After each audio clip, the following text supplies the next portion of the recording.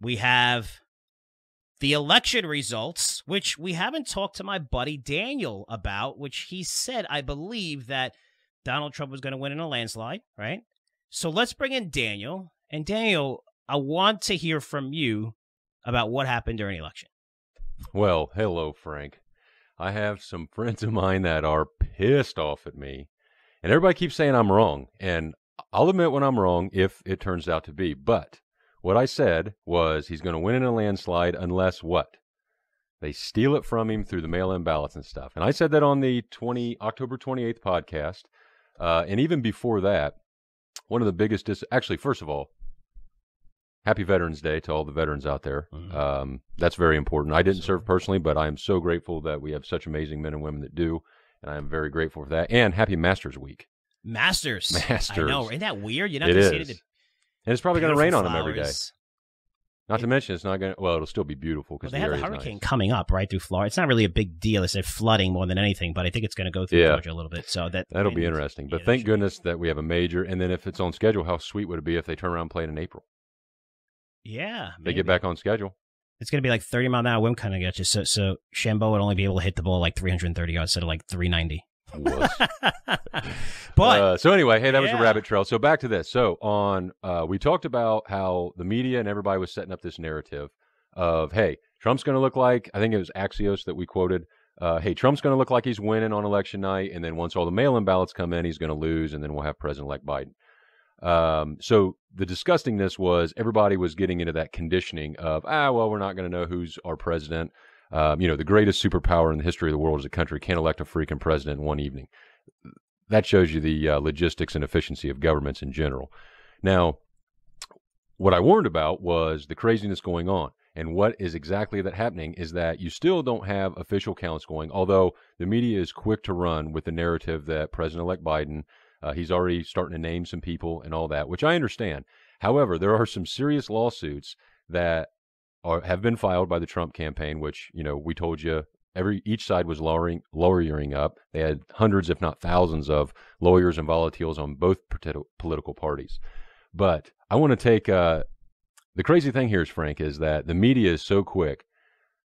How right was the media again? And I know you talked about this, I think it was last podcast, about the polls and stuff. Mm-hmm. So if you fire me here from Curzio Research, I was going to go be a weatherman because that was the best no accountability job in the world. I bet you there's Democrats listening to this that say, Frank, you should fire him right now. Oh, absolutely. Send your emails to Frank. Don't send them to me. Send them in.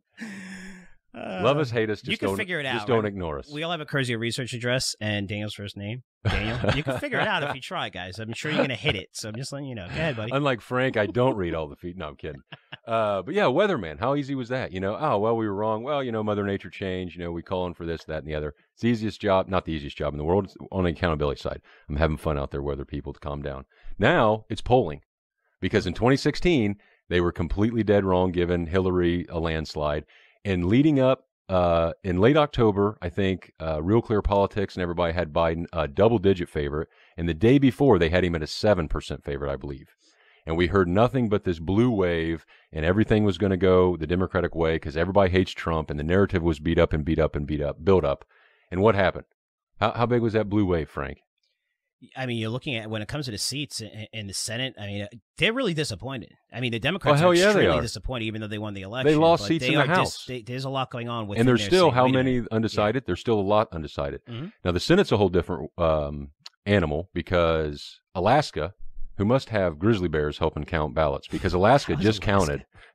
What's the population of? I mean, I don't want to throw shade on it. I went to Anchorage, Alaska once, and there might, it seems like there's like 60 people there. Like, how could that take so long to count? We have any subscribers or listeners in Alaska? Wonder if they'll email in. I love Alaska, by the way. I loved it. It's gorgeous. I was on a cruise up there. Seems like it'd be pretty easy to count the votes. Go ahead. Exactly. So they finally called it today. I saw a cross briefing this morning that they called the Alaska Senate race for the Republicans.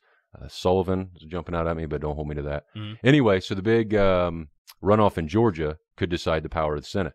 Now, that's huge because the volatility leading up to the presidential election, expecting a blue wave, was a sell-off. Mm-hmm. So early January, or even back up before that, that's when the actual runoffs come in Georgia. So what is it going to look like from here through December and Christmas on the volatility on the market side? Because we're going to see a ton of headlines on how much money is going to be spent in Georgia. It's probably going to be one of the most expensive, if not the most expensive, Senate race. That runoff, yeah. And all the headlines leading up to that, if you're a big money manager or even a regular investor, how do you not brace yourself for if the Senate goes Democratic? Then you have There's a lot of major changes. It's not saying that the market's going to crash here. It's saying that, oil companies are definitely going to crash, right? I mean, they're mostly against fracking. Well, that's what I'm saying. You would just think of, hey, what's going to happen if... Huge. Because right now the market is pricing in a balance of powers. Hey, who cares who the president is, because you have the other party holding at least one branch. In this case, it looks like the Senate. Well, if you get that narrative to change, how in the world wouldn't you expect volatility in the stock markets? That's crazy to me. Yeah. So getting back to how ridiculous the polls are, so the media is the only one running away with this on how the election is over, and they're totally ignoring a few big things. And I don't know, and I know everybody's biased and gonna take shots at this, but this is what stands out to me, just like the 800-pound gorilla in the room. So did you see any highlights about Ken Starr being on Mark Levin? Yep. Or Levin? How do you say that? Yep. And by the way, can anybody else think of Ken Starr without thinking about Monica Lewinsky, or is that just me? Never. Okay. Just figured. Just checking. Hey, yep. So he goes on there, and he uses some pretty powerful words, talking about how it's a constitutional travesty of what happened in Pennsylvania with the Pennsylvania State Supreme Court. So when I say Supreme Court, Pennsylvania, and the legislative area, the smaller legislation closer to the vest, as you would say. Basically what's going on, and this is all going to get tied up in courts, and then you even have a U.S. Supreme Court, what's his name? I always screwed up. Kavanaugh? No, Alito. Alito. He come out and said, hey, they're going to separate yeah. ballots in Pennsylvania that came in after 8 p.m., I think it was. Well, Ken Starr's whole point was, listen, the governor of Pennsylvania didn't get it passed at the correct legislation side, the smaller end of the rules he wanted, because he wanted to accept ballots that came in after Election Day. So he went to the state Supreme Court. That's a split vote. That got passed. Evidently, what Ken Starr is saying is, hey, that is totally wrong. And if the U.S. Supreme Court, with Amy just joining there, Barrett, evidently you're going to have to cancel all those votes out. Now, how do you come to the number of however many that is? Is it 10,000? I mean, how do you calculate that out? Is it like an assembly line? You say, well, at 8 o'clock, there's roughly X amount counts, votes counts per hour. I don't know. But my point is that is not an easy thing, and Trump is not going to let that go. Like, we haven't heard the end of this. I know the odds look terrible for Trump as the presidency, but going back to the last contention, how long did it take old Al Gore to concede? It was more like, I think it was like 6 weeks, wasn't it? 36 days? It was over 30. So Trump, he's sitting back there going, hell, we got plenty of time. Yeah. We're only, a week and, such afterwards. So, yeah, I know I look silly. We're going to have to really watch the Senate race. But there is, well, you can ask another question, but there is a good thing about the House and Senate.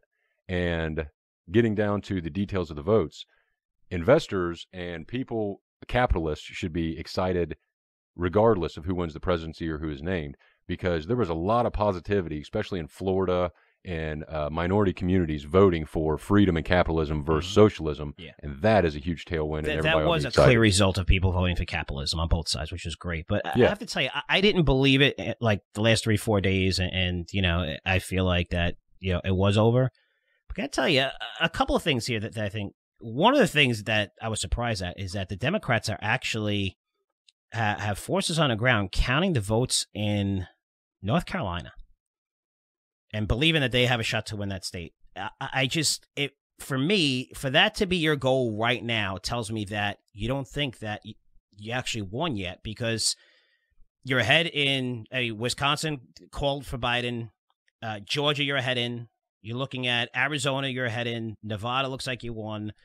I mean, this is a pretty easy win, and yesterday I heard about them going to North Carolina. It makes me think like, again, we have to, I don't know if there's fraud, right? It hasn't been proven yet, so no one can say there is, there isn't, right? You could think there is or think there isn't. If you're a Republican, you think there is. If you're a Democrat, you think it isn't, all right? Let's put that aside. There's one thing that we need to do that's very important. Half of the country believes that there was something going on here. So counting these legal votes is important because it's going to put that to rest and say, okay, hey, It was fair. And I get it because I stayed up to 3:30 in the morning watching Trump's speech. I was, again, watching CNN. They had great coverage that day. And just they had their tails in between their legs when they went to bed. I mean, basically when they signed off almost at 3:00. And they were just like, just keep up the hope. And just, everything was in Trump's favor. And just to wake up why did all the states stop counting at 10 p.m., 9 p.m., 9:30, 10? Why? I don't understand. Why did you stop and then continue at 3:30 a.m.?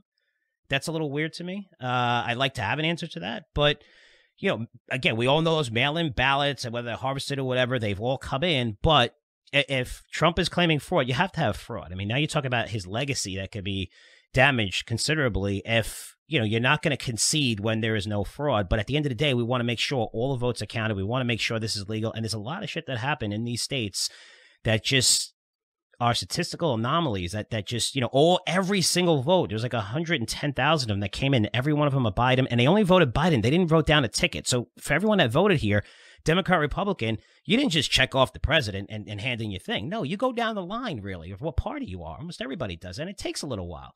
So if you to just check it off, it's and a lot of those votes that came in, I just think there's a lot of questions that need to be answered. And if you're a Democrat and if you're Biden and you truly believe that, if you're going on TV, say we need to unite the country. If you want to unite the country, go through this process, right? Which is fair, and make sure you're counting all the legal votes. And I think both sides could agree to that because we want to get past this shit, right? I think, Daniel, I mean, the emotions behind it. No, there you go again, being too nice, giving people the benefit of the doubt, Frank. No. Well, yeah, of course, everybody would like to get by, but the Democrats, hey, they won. They're moving on. They don't want anything to backtrack, so they're not going to say. They're going to say, hey, count all votes, which is kind of funny because words have meanings. So you have Trump fighting the whole count all legal votes, and you have the Biden and Democrats saying count all votes. Yeah. Well, obviously you want to count all votes because that's what's going to push you over the over. I just don't understand the concept, whether it would be better for Republicans or Democrats, is how the hell could you vote after the election? I'm not talking about something that's postmarked before. There's states that you could vote like 2 days later. And in Pennsylvania, like which doesn't make, like, if you have mail-in ballots, why not have them come in a week before? These people are home. This way they're counted going in. But we should never have this where all these, like, we're talking about 600,000 plus votes in Michigan came in after on Friday. And it's a lot. I don't know the exact number, but yeah, you're right. I mean, you keep applying too much common sense. Like, why wouldn't you do it that way unless? I don't know. Exactly. It's ridiculous. I just don't know why. Yeah. And granted, you got to take everything with a grain of salt. But again, the media is running away with this narrative, which is fine because they've been dead wrong for now 4 total years. You got to take everything with so much salt. It's not funny. But Giuliani's out there saying they have witnesses. Again, he's going to be totally biased. It's been a back and forth. It's been like it is, but evidently there's several. It's such it's enough. Like I think everyone is. But the bigger question to me, actually, the funniest thing to me, and not ha funny, more pathetic funny, is that the last 4 years the narrative has been, hey, this looks bad. Something's not right here. Investigate this. And they've investigated all kinds of shit. Yeah. Everything from big to little, and mostly has turned up nothing. The Republicans are right to call this. Well, absolutely. But my point is that now you have people that you have a whistleblower from the UPS. I think there's more than one now. But everybody writes it off because of Project Veritas, James O'Keefe. He's too conservative, so he's got an agenda. This guy is literally on record. The Washington Times, somebody came out and said that he went back on his story. He had to come out today and said, no, I still stand by it. He heard or saw people. There's just so much crap going on. But the narrative is to not look into it now. It's, oh, no, the New York Times put out a story yesterday saying, hey, we contacted officials from every state, no evidence of fraud. Oh, well, hell, that settles it. It's just the narrative changing on when you go from investigate everything to, hey, you know what, we still haven't called every state, but whatever, we're good. Let's move on. That just shows you what kind of craziness is. And that's, but thinking that Trump is going to go away quietly, anybody that thinks that, I think, is just trying to, I don't know what they're thinking. That's just crazy. I just think, look, if you want unity, there is, even if the Republicans would have won, there would have been half the country that thinks that okay, it wasn't fair or something's wrong. And just to get that, and you're going to make the process better by doing what you're doing right now. And that's really what we need. We all know this process is broken. It's terrible. You shouldn't have, 3, 4, 5 different days. We're not just talking about one state, Florida, big deal. We're talking about numerous states. We all know this was coming. We all knew it was going to be a very, very tight in these battleground states, which is the reason why they were campaigning so much, ahead of the election, or the week leading into the election. But more important to this point, because, again, when we get to politics, we get a lot of, we get different viewpoints and fun emails. And again, remember, that's Daniel doing the talking. You don't have Frank.